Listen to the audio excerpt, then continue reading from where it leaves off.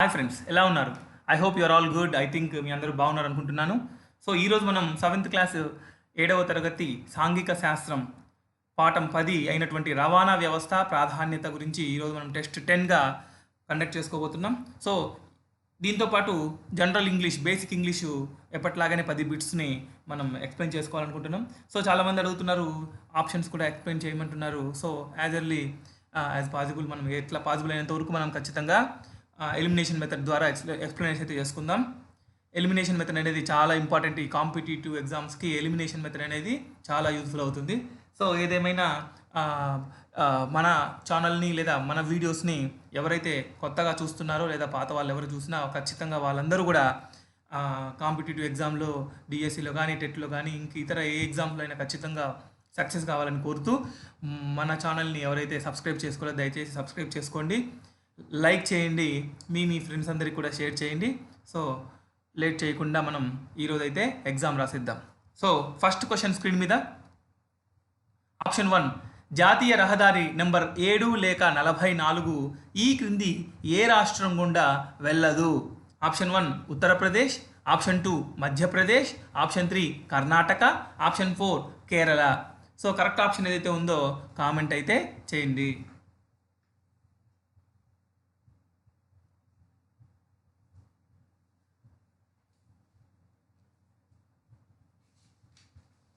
So the answer is 4th one, Kerala. Kerala గురించి వెళ్ళదు. 7వ నెంబర్ కానీ 44 కానీ కేరళ రాష్ట్రం గుండా వెళ్ళదు. సో నెక్స్ట్ క్వశ్చన్ స్క్రీన్ మీద సెకండ్ క్వశ్చన్, జాతీయ రహదారుల నిర్వహణ బాధ్యత వీరికి ఉంటుంది? ఆప్షన్ 1 కేంద్ర ప్రభుత్వం, ఆప్షన్ 2 రాష్ట్ర ప్రభుత్వం, ఆప్షన్ 3 స్థానిక ప్రభుత్వం, ఆప్షన్ 4 ఏది కాదు. సో కరెక్ట్ ఆన్సర్ ఏదైతే ఉందో కామెంట్ అయితే చేయండి.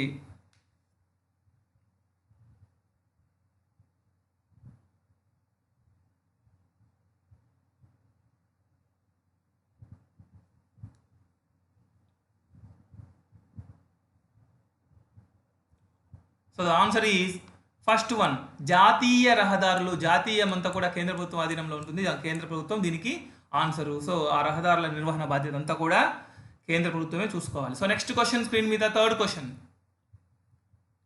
కంకరతో నిర్మించిన గ్రామీణ రోడ్ల బాధ్యతను ఎవరు నిర్వహిస్తారు? కంకరతో నిర్మించిన గ్రామీణ రోడ్ల బాధ్యతను ఎవరు నిర్వహిస్తారు?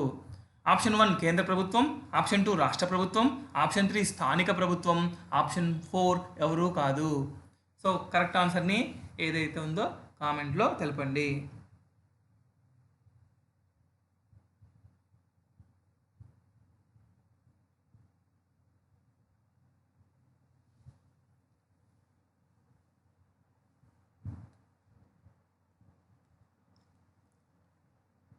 So option 3 is right answer, స్థానిక ప్రభుత్వం. కంకర అనేది లోకల్గా వాళ్ళు స్థానిక ప్రభుత్వం మీద వాళ్ళు దీన్ని నిర్వహించుకుంటారు. సో నెక్స్ట్ క్వశ్చన్ స్క్రీన్ మీద ఫోర్త్ క్వశ్చన్, రైలు మార్గాల ద్వారా ఎన్నో వంతు ప్రయాణికులు ప్రయాణిస్తున్నారు? Option 1 1/3, option 2 1/4, option 3 1/5, option 4 1/6. So correct answer ఏదైతే ఉందో కామెంట్ అయితే చేయండి.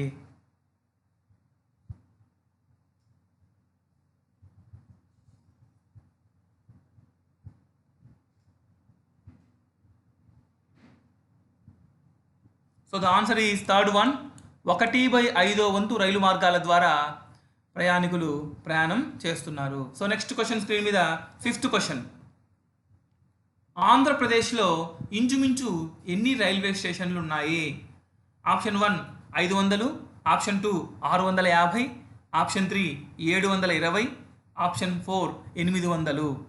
సో కరెక్ట్ ఆన్సర్ని కామెంట్ అయితే చేయండి.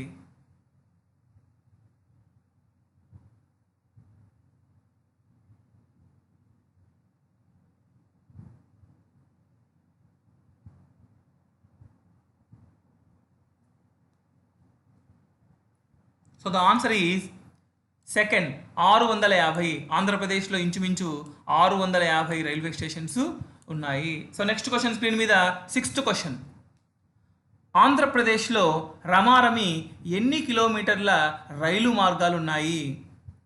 ఆప్షన్ 1 5,000, ఆప్షన్ 2 6,000, ఆప్షన్ 3 7,000, ఆప్షన్ 4 8,000 రైలు మార్గాలు. సో కరెక్ట్ ఆన్సర్ని కామెంట్లో తెలపండి.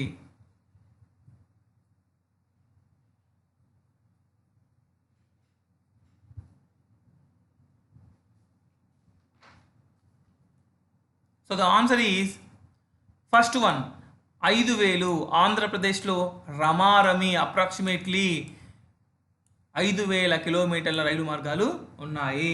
So next question, 7th question. ఆంధ్రప్రదేశ్లో గల విమానాశ్రయాల సంఖ్య. Option 1 4, option 2 5, option 3 6, option 4 7. So correct ఆన్సర్ని కామెంట్ అయితే చేయండి.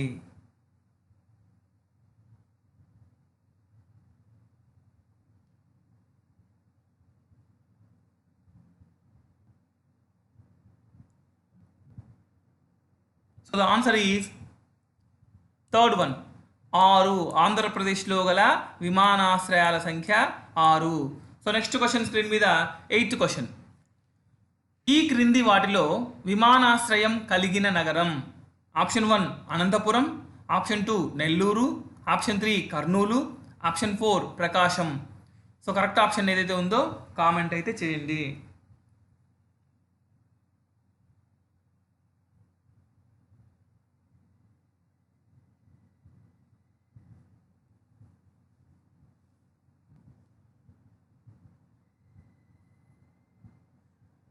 So the answer is first one Anantapuram. అనంతపురంలో విమానాశ్రయం ఉంది అన్నమాట. సో నెక్స్ట్ క్వశ్చన్ స్క్రీన్ మీద 9th క్వశ్చన్. క్రింది వాటిలో ఆంధ్రప్రదేశ్లో ఉన్న ఓడరేవుల సంఖ్య.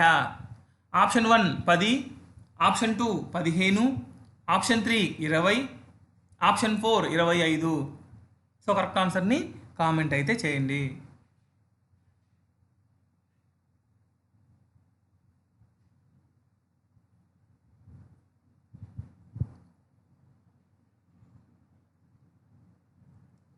So the answer is second one 15.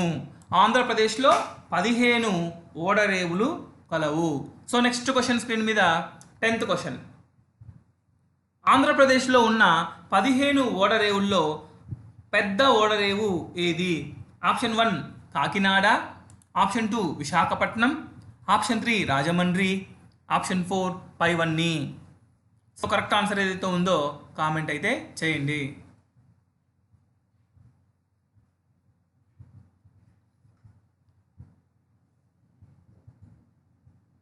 So the answer is second one Visakhapatnam. Visakhapatnam అనేది ఆంధ్రప్రదేశ్లో ఉన్న 15 ఓడరేవుల్లో అతిపెద్ద ఓడరేవు. సో నెక్స్ట్ క్వశ్చన్ స్క్రీన్ మీద 11th క్వశ్చన్. ఈ క్రింది వాటిలో సరికాని వాక్యాన్ని గమనించండి. ఆప్షన్ 1 ఏపీఎస్ఆర్టీసీలో 1,20,000 మంది ఉద్యోగులు పనిచేస్తూ ఉన్నారు. ఆప్షన్ 2 ఏపీఎస్ఆర్టీసీలో ఈరోజు 20,000 బస్సులను నడుపుతుంది. ఆప్షన్ 3 ఏపీఎస్ఆర్టీసీలో రోజు 125 కోట్ల మంది ప్రయాణం చేస్తున్నారు. ఆప్షన్ 4 ఏపీఎస్ఆర్టీసీలో 1,00,000 మంది ఉద్యోగులు మాత్రమే పనిచేస్తున్నారు. సో కరెక్ట్ ఆన్సర్ని కామెంట్ అయితే చేయండి.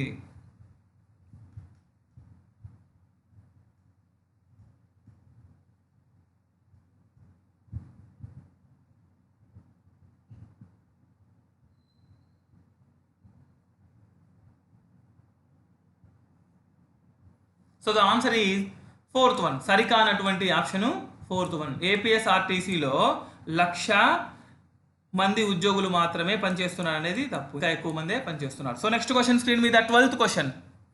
ఆంధ్రప్రదేశ్ రోడ్ల పైన తిరిగే 1,00,00,000 వాహనాలలో ద్విచక్ర వాహనాలు ఎన్నో వంతు ఉన్నాయి? ఆప్షన్ 1 1/4, ఆప్షన్ 2 1/2 అంటే హాఫ్ అని, లేదా ఆప్షన్ 3 3/4 వంతు, ఆప్షన్ 4 3/5 వంతు. సో కరెక్ట్ ఆన్సర్ని కామెంట్లు అయితే తెలపండి.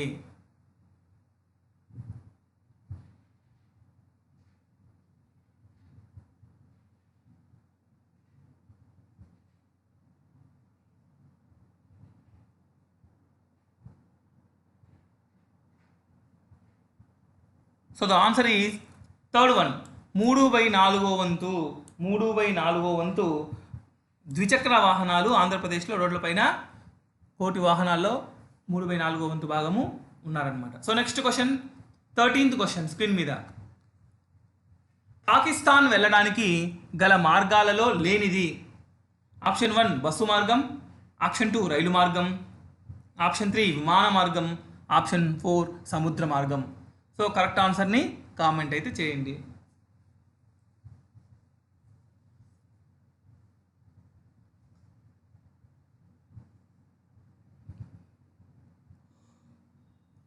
So the answer is 4th one సముద్ర మార్గం.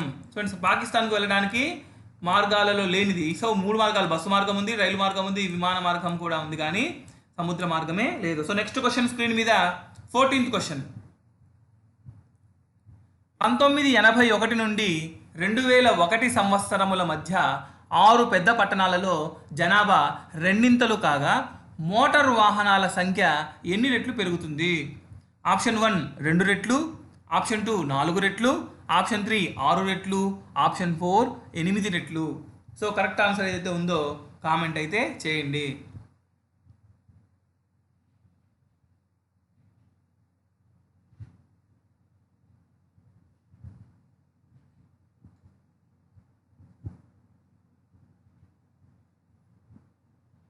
So the answer is 4th one 8 రెట్లు. చూడండి, 81 నుండి 2001 సంవత్సరముల వరకు 6 పెద్ద పట్టణాల జనాభా రెండింతలు పెరిగితే కానీ మోటార్ వాహనాల సంఖ్య ఎన్ని రెట్లు పెరుగుతుందంటే 8 రెట్లు పెరుగుతుంది వాటికి. సో నెక్స్ట్ క్వశ్చన్ స్క్రీన్ మీద 15th క్వశ్చన్. దేశంలో రోడ్లు రవాణా శాఖ ప్రతి సంవత్సరం భద్రతా వారోత్సవాలు నిర్వహించే సమయం. ఆప్షన్ 1 ప్రతి సంవత్సరం మొదటి వారం, ఆప్షన్ 2 ప్రతి సంవత్సరం రెండో వారం, ఆప్షన్ 3 ప్రతి సంవత్సరం మూడో వారం, ఆప్షన్ 4 ప్రతి సంవత్సరం 4వ వారం. సో కరెక్ట్ ఆన్సర్ ఏదైతే ఉందో కామెంట్ అయితే చేయండి.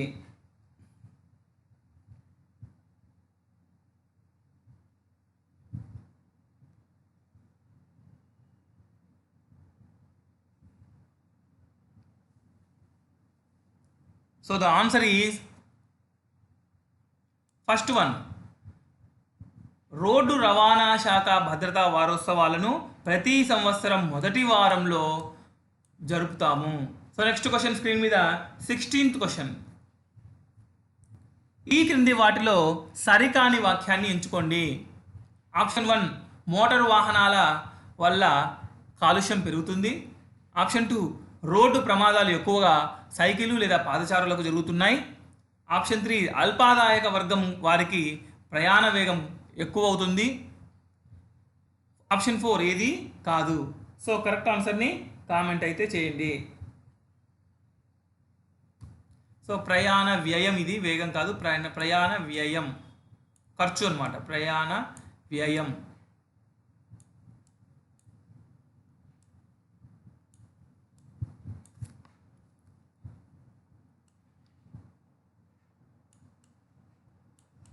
సో ద ఆన్సర్ ఈజ్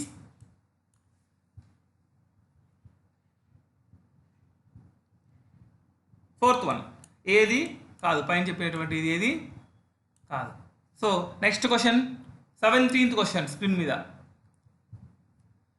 పున్నయ్యపల్లి గ్రామంలోని రైతులు తమ ధాన్యాన్ని ఎన్ని కిలోమీటర్ల దూరంలో ఉన్న నాయుడుపేటలో అమ్ముతారు?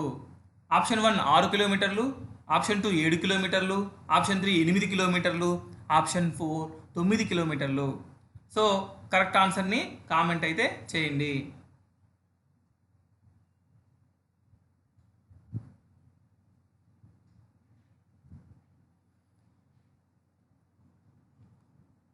So the answer is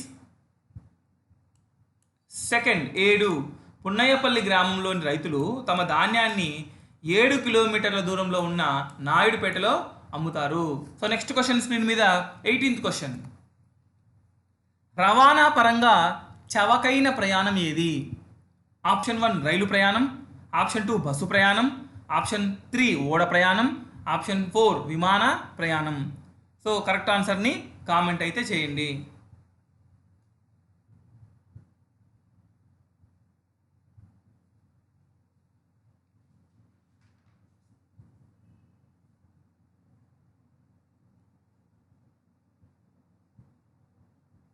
so the answer is third one, ఓడ ప్రయాణం. ఓడ రవాణా పరంగా ఉన్నటువంటి ఈ 4 ప్రయాణాలలో చాలా చవకైనటువంటి ప్రయాణము, చాలా నిదానంగా అటువంటి వెళ్ళేది కూడా ఇదే ఓడ ప్రయాణం. సో నెక్స్ట్ క్వశ్చన్ స్క్రీన్ మీద 19th క్వశ్చన్. కాలుష్యాన్ని దీని ద్వారా కొంతవరకు తగ్గించవచ్చు. ఆప్షన్ 1 రవాణా వ్యవస్థ ద్వారా, ఆప్షన్ 2 మోటార్ సైకిళ్ళు వాడడం ద్వారా, ఆప్షన్ 3 పెట్రోల్ డీజిల్ వాడకం ద్వారా, ఆప్షన్ 4 పైవన్నీ. సో కరెక్ట్ ఆన్సర్ని కామెంట్ అయితే చేయండి.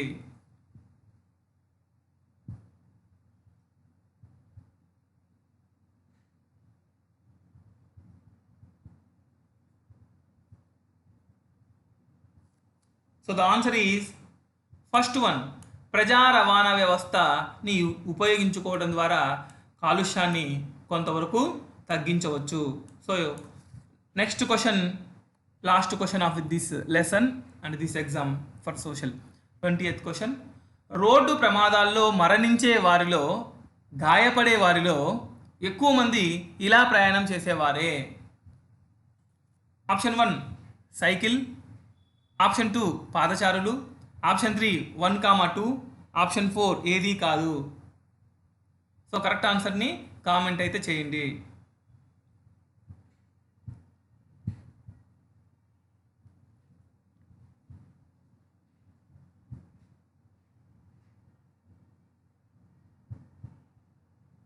So the answer is third one. అంటే సైకిల్ పోయే వాళ్ళు, అలాగే కాలిబాటన పోయే వాళ్ళు అందరూ కూడా టెక్స్ట్ బుక్లో ఉన్న ప్రకారం అందరూ రోడ్డు ప్రమాదాల్లో ఎక్కువగా మరణించే వారి సంఖ్యలో వీరు, అలాగే గాయపడే వారి సంఖ్యలో సైకిల్ మీద వెళ్ళే వాళ్ళు, బైక్ మీద వెళ్ళే వాళ్ళు, ఇలా కాలిబాటన వెళ్ళే వాళ్ళకు, మనకి ఎక్కువ ప్రయాణం చేసే వాళ్ళకి మాత్రమే ఈ యొక్క గాయాలు అనేవి మరణించడం అనేది జరుగుతుంది. సో నెక్స్ట్ మనం ఇంగ్లీష్లోకి వెళ్దాం. 21 క్వశ్చన్.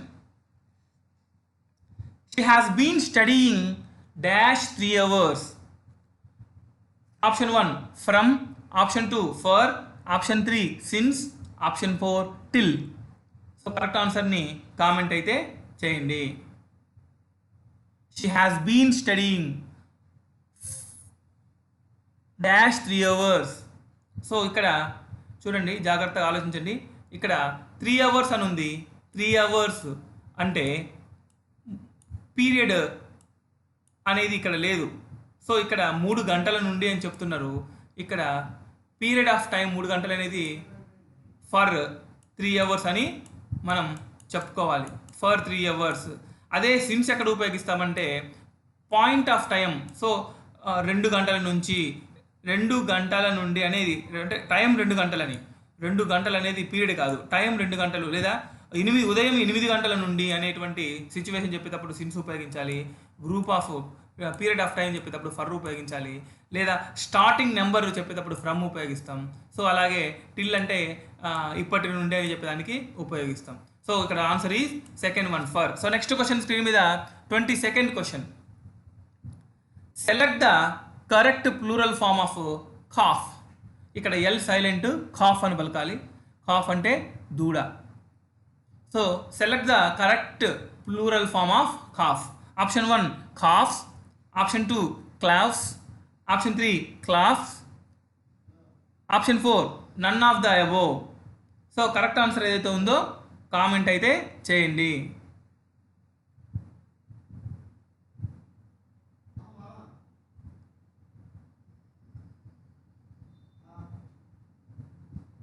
సో ఇక్కడ చూడండి, కాఫ్ అనేది ప్లూరల్ ఫామ్కి చేయాలి. కాఫ్ అనేది singular.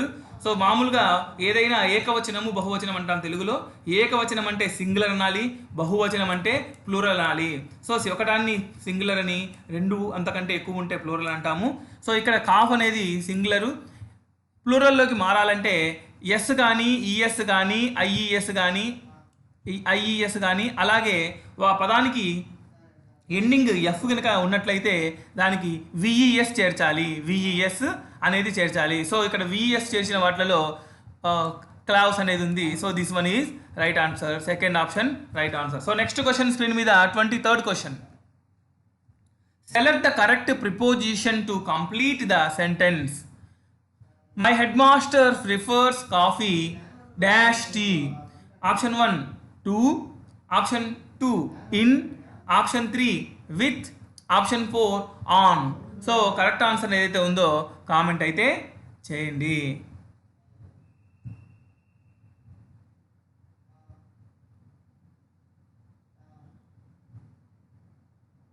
So the answer is 2. ఇక్కడ చూడండి 2 అనేది. So my head master prefers coffee to tea. So ఇక్కడ 2 అనేది correct preposition. So next question screen మీద 24th question. Choose the correct one word for the following. an artificial water boy made by man. an artificial water body made by man. ఇక్కడ option 1 చూడండి, swimming pool. Option 2 sea. Option 3 river. Option 4 ocean.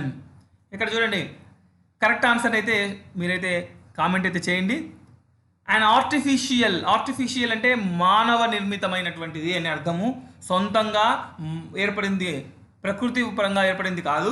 And artificial water body, నీరుతో కలిగినటువంటి ఒక ప్రదేశము. Made by man, మనుషుల ద్వారా నిర్మించబడింది ఏమిటి అనే దాన్ని మనం సెలెక్ట్ చేయాలి. సో ఉన్న ఆప్షన్స్లో ఓషన్స్ అవే ఏర్పడ్డాయి, రివర్స్ అవే ఏర్పడ్డాయి, సముద్రాలు అవే ఏర్పడ్డాయి. కాబట్టి స్విమ్మింగ్ పూల్ని మాత్రమే మనము మానవ నిర్మితంగా తయారు చేసుకున్నాం. కాబట్టి the first option is swimming pool is right answer. So next question screen మీద 25th question. Raja is dash honest boy. Raja is dash honest boy. ఇక్కడ కరెక్ట్ అయినటువంటి ఆర్టికల్ని మనం పెట్టాలి. ఇక్కడ ఆప్షన్స్లో చూసి option 1 a, option 2 an, option 3 the, option 4 none. So ఇక్కడ చూడండి కరెక్ట్ ఆన్సర్ని మీరైతే కామెంట్ అయితే చేసేయండి. Raja is honest. ఇక్కడ హానెస్ట్ అనేటువంటి పదంకి ముందు ఏ వాడాలా, యాన్ వాడాలా అనేది మనం చూసుకోవాలి ఆర్టికల్స్లో. ఈ పలికేటువంటి ప్రొనౌన్సియేషను మొదటి శబ్దము అచ్చునా హల్లునా అనేది చూసుకోవాలి. అచ్చా హల్లా అని చూసుకొని అచ్చు శబ్దం అయితే వచ్చినట్లయితే యాన్ వాడాలి, హల్లు శబ్దం వచ్చినట్లయితే దాన్ని ఏ వాడాలి దాని ముందు. సో ఇప్పుడు మనం హానెస్ట్ అనేది ఇక్కడ హా అనేది హల్లు శబ్దము కాబట్టి ఇక్కడ మనం a Raja is a honest boy అనేది మనము ఉపయోగించాలి. So the answer is first 1 is right answer. 25th ఫస్ట్ది రైట్ ఆన్సర్ అనమాట. సో నెక్స్ట్ క్వశ్చన్ స్క్రీన్ మీద 26th question. She is dash the soup to see if it needs more salt. She is dash the soup to see if it needs more salt. Option 1 been tasting. Option 2 tasting. Option 3 being tasting. Option 4 tasted. So చూసి correct answer ఏదైతే ఉందో ఆప్షన్ని comment అయితే చేయండి.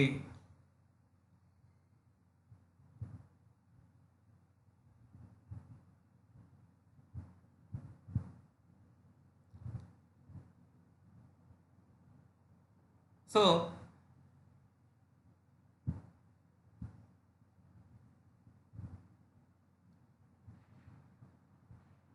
The answer is tasting. చూడండి ఇక్కడ ఒకసారి she is, ఇక్కడ ఈజ్ అనేది కంటిన్యూస్ టెన్స్ గురించి మనకు చెప్తుంది. Is am are present tense అనమాట. ఈజ్ యాము ఆరు అనేవి ప్రజెంట్ ఫామ్లో ఉంటాయి. సో ఇక్కడ సింపుల్ ప్రజెంట్ కంటిన్యూస్లో ఈజ్ వస్తుంది ప్లస్ వెర్బుకు ఇంగు ఫామ్ రావాలి. సో ఇక్కడ soup to see if the needs more salt, ఒకవేళ సాల్ట్ అవసరమైనట్లయితే ఆ సూప్ టేస్ట్ చూసి చెప్పొచ్చు అనే ఉద్దేశంతో ఇక్కడ బీన్ అనేది బీయింగ్ అనేది పాస్ట్లో వస్తాయి. ఇక్కడ టేస్టెడ్ అనేది పాస్ట్. సో ప్రజెంట్ టెన్స్లో ఇది ఒకటే ఉంది కాబట్టి టేస్టింగ్ అనేది second 1 right answer. So next question screen మీద 27th question. 27th question. Select the correct degree of comparison to complete the sentence. Kolkata is dash than many other cities. So in the dash, the first option big, second option bigger, third option biggest, fourth option more bigger.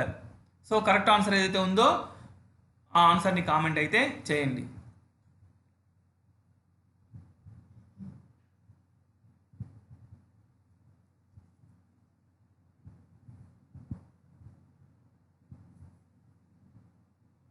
So the answer is,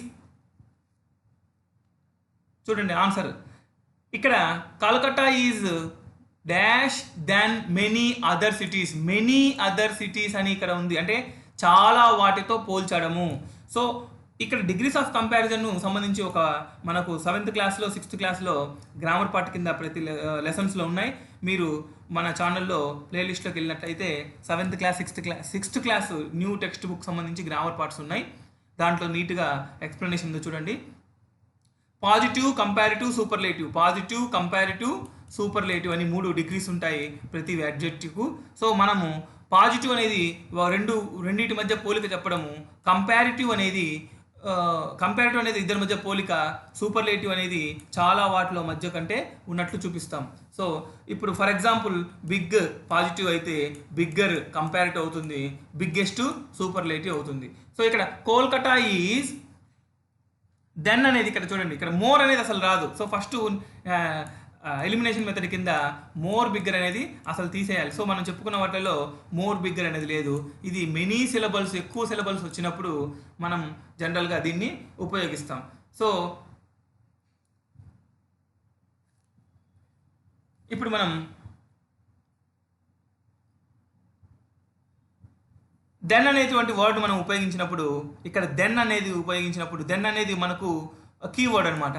then అంటే కంటే ఎక్కువ అనే దాన్ని పోలిక చెప్పడం అనమాట. So ఇక్కడ పోలిక గురించి చెప్తుంది కాబట్టి ఒకదానికంటే ఇంకొకటి ఎక్కువ అనే ఉద్దేశం వచ్చినప్పుడు ఇక్కడ సెకండ్ వన్ బిగ్గర్ని ఉపయోగించాలి. Kolkata is bigger then many other cities. Kolkata is bigger then many other cities అంటే second one right answer. So next question screen మీద 28th question. Mister Rajesh dash yesterday about the simple material you wanted. Mister Rajesh dash yesterday about the simple material you wanted. So in the dash first option called, second option has called, third option was calling, fourth option have called. So correct answer ఏదైతే ఉందో comment అయితే చేయండి.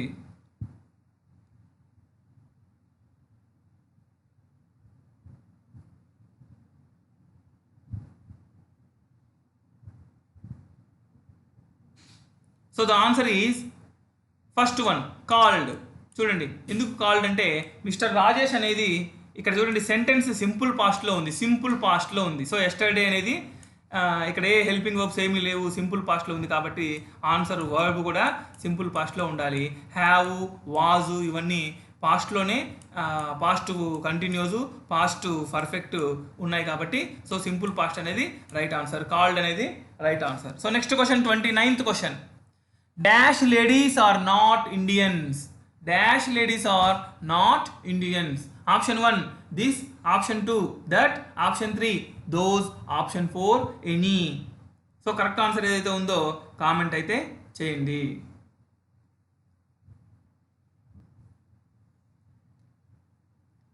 So elimination method ప్రకారం చూడండి, first చూడండి this ladies అంటే ఈ ladies అనేది కాదు, దట్ లేడీస్ అనేది కాదు, ఎనీ లేడీస్ ఏ లేడీ అయినా అనేది కాకుండా ఆ లేడీస్, ఇక్కడ లేడీస్ అనేది ప్లూరల్ ఉంది కాబట్టి దోజ్ లేడీస్ అని మనం చెప్పుకోవాలి ఆన్సర్ రైట్ ఆన్సర్ కింద.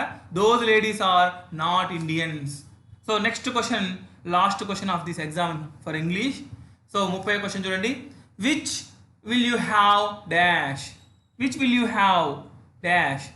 In the dash option 1 it are this, option 2 that are them, option 3 these are those, option 4 this are these. So right answer ఏదైతే ఉందో కామెంట్ అయితే చేయండి.